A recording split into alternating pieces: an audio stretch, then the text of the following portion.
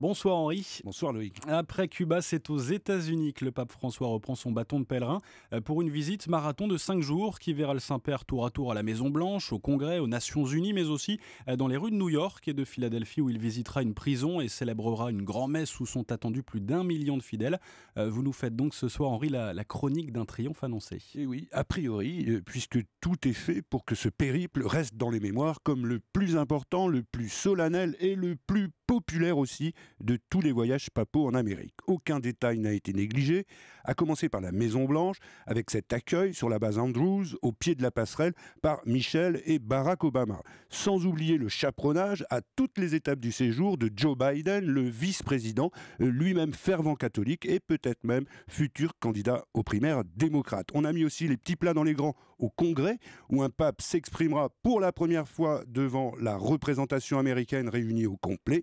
Et ce voyage a bien sûr été conçu avec la même minutie par le Vatican et surtout par son grand ordonnateur, le cardinal Pietro Parolin, avec l'objectif évident de montrer autant d'images du pape s'exprimant devant les puissants qu'aux côtés des plus démunis, voire des exclus, d'où la visite de la prison de Philadelphie, le repas avec les employés de la cantine du Capitole ou la rencontre avec des sans-abri à New York. Tout a donc été calculé au millimètre. Mais alors pourquoi parler d'un triomphe seulement a priori ? Eh bien, parce que tout n'est pas joué, parce qu'en Amérique, ce pape argentin arrive réellement en terra incognita.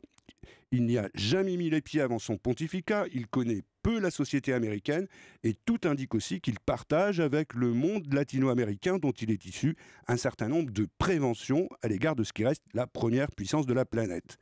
Alors il vient comme toujours pour délivrer un message de paix, de rassemblement et de réconciliation, et son rôle à Cuba montre qu'il ne faut surtout pas en sous-estimer l'importance. Mais il vient aussi pour aborder les sujets qui fâchent, l'injustice sociale, les immigrés, les effets pervers de la mondialisation, les excès du capitalisme et bien sûr l'environnement auquel il vient de consacrer une encyclique très claire et très engagée. Or, comme on sait, il n'a pas sa langue dans sa poche.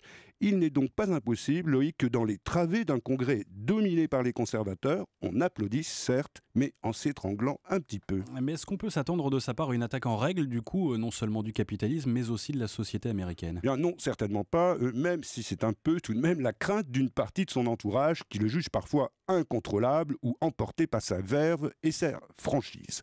N'oublions pas que c'est un jésuite et que c'est d'abord l'école du pragmatisme. Alors tout porte à croire au contraire qu'il va montrer l'étendue de ses talents politiques en dosant précisément son propos pour s'adapter à son auditoire sans pour autant s'interdire la critique. En clair, il ne diabolisera pas le capitalisme, comme il l'a fait d'ailleurs très brutalement lors de son dernier voyage en Bolivie cet été, mais il parlera de ses outrances pour rappeler à ses fidèles leur responsabilité de catholiques et d'Américains. Est-ce qu'il est aussi populaire chez les catholiques américains, justement, qu'il l'est aujourd'hui en Amérique latine ou en Afrique ? Eh bien, on dit parfois qu'il est devenu plus populaire chez les athées que chez les croyants et que c'est surtout vrai en Amérique. La réalité est comme toujours plus complexe. Il y a 51 millions de catholiques américains. Au Congrès, ils forment un tiers des élus, de gauche comme de droite, et il y a déjà 8 catholiques parmi les prétendants à la présidentielle. C'est pas rien. Mais le monde catholique américain est en crise et surtout, il est très divisé entre progressistes et ultra-conservateurs. Alors évidemment, l'engagement du pape en faveur des immigrés, de l'accord avec l'Iran, du rapprochement avec Cuba ou de la reconnaissance de la Palestine agace sérieusement à droite, tandis que sa défense de la vie ou du mariage traditionnel contrarie à gauche.